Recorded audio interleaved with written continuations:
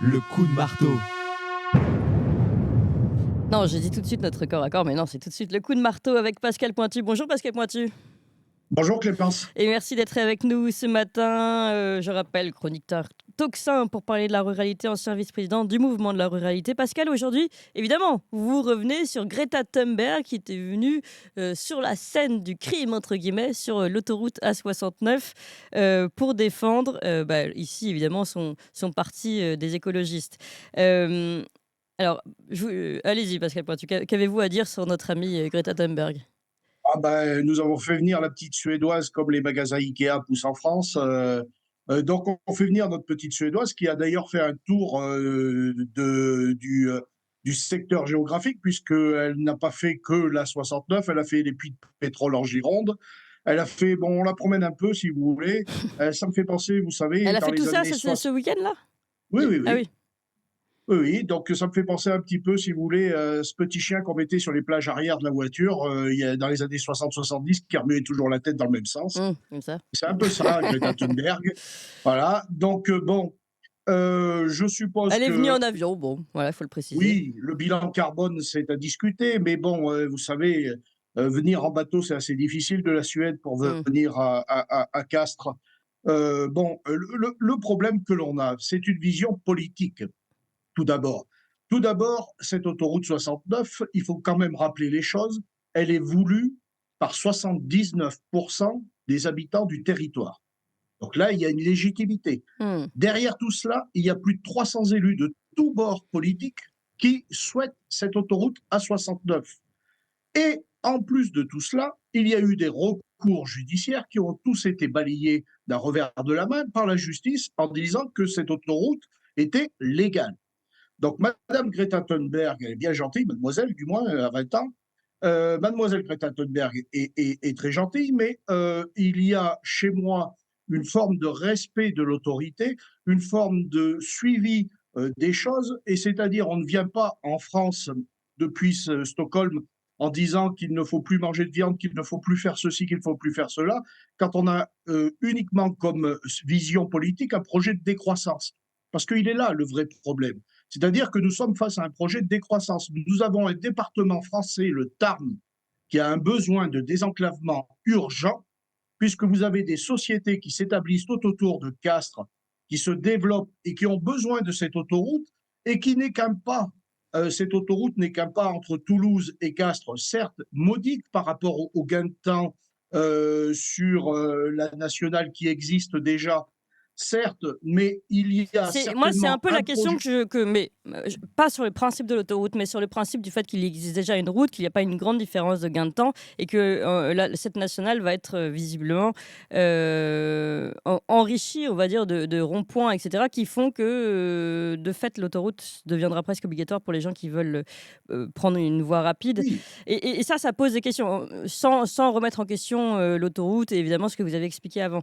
Et aussi une question du coût, parce qu'on veut désenclaver, mais les gens du coin, justement, pourront-ils vraiment prendre cette autoroute de manière régulière? Il y a aussi une question à surveiller de ce côté-là. Mais revenons sur Greta Thunberg. C'est très intéressant, vous dites, elle porte un projet de déclassement ou voilà, décroissance. de décroissance, exactement, c'est le mot que je cherchais. Ce qui est intéressant, parce que c'est un projet qu'elle ne veut que pour les autres. Parce que rappelons elle qu'elle vient en avion, qu'elle est ultra connectée avec, j'imagine, les meilleurs smartphones et tablettes du monde. Donc cette Oui, décroissance, elle ne l'a qu'à géométrie variable, pas pour elle. oui, puis bon, elle est quand même issue d'une famille aisée suédoise, hein, qui sort de la bobosphère que l'on connaît, nous, à Paris, hein, des parents acteurs, enfin, de cette caste-là. Donc, moi, Greta Thunberg, elle a converti, j'ai lu l'autre jour un article sur elle a converti ses parents au véganisme. Quelle affaire! Mm. Enfin, du moins son père, hein, sa mère est un peu encore dans la retenue, elle mange encore un peu de viande de cerf, je suppose. Mais le problème que l'on a avec ces gens-là, si vous voulez, c'est que pour eux, il n'y a une seule issue. Le monde va mourir dans 20 ans, dans 30 ans, et il faut absolument tout casser de ce qui existe aujourd'hui.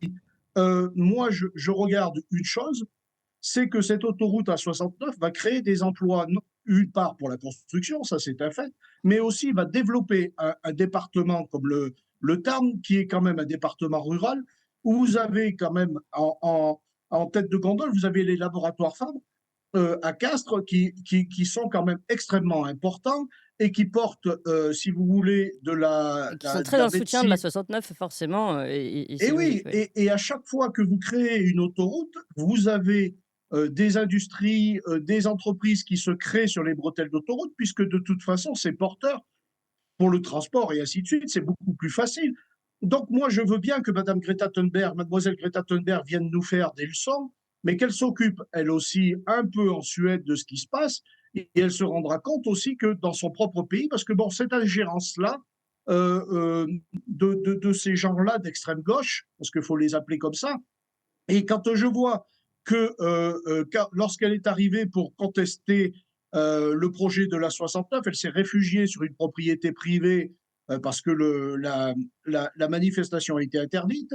Et à quelques kilomètres de là, à Saïx, vous aviez les copains de Greta Thunberg, donc les Black Blocs, qui cassaient tout, qui s'en prenaient aux forces de l'ordre, et ainsi de suite, et ainsi de suite. Donc, quand vous voyez le parallèle qui est fait avec les zadistes de Notre-Dame-des-Landes, qui aujourd'hui récupèrent par la force, par la violence, des terres, et que les élus du bassin de Notre-Dame-des-Landes sont outrés parce qu'on a affaire à une véritable mafia, à un véritable coup de force sur les propres opposants de Notre-Dame-des-Landes.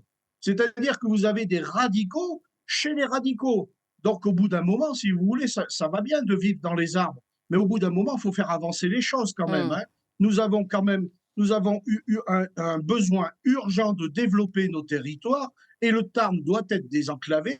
Et cette autoroute est un projet mûrement réfléchi depuis 25 ans. On va y Alors revenir sur ce certes, projet d'autoroute, en tout cas Pascal Pointu. On va y certes, revenir avec, d'ailleurs, il y a Bernard Carayon qui a émis le souhait d'intervenir oui, chez nous. Il va intervenir évidemment, qui est, un élu, local, du Tarn, et puis, maire Tavor, et d'abord. voilà, maire de Lavore, et puis, nous poserons également la question, au sénateur qui était rapporteur des questions sur les concessions d'autoroute, et peut-être aussi justement des arnaques des concessions d'autoroute. Ce serait intéressant aussi d'aller creuser de ce côté-là, mais en tout cas, ce qui est sûr, c'est que ça fait débat. Mais je pense que tout le monde est à peu près d'accord, en tout cas ici, pour constater l'inintérêt de la venue de Greta Thunberg. Merci beaucoup, Pascal Pointu, et je vous dis à très bientôt pour parler de la ruralité.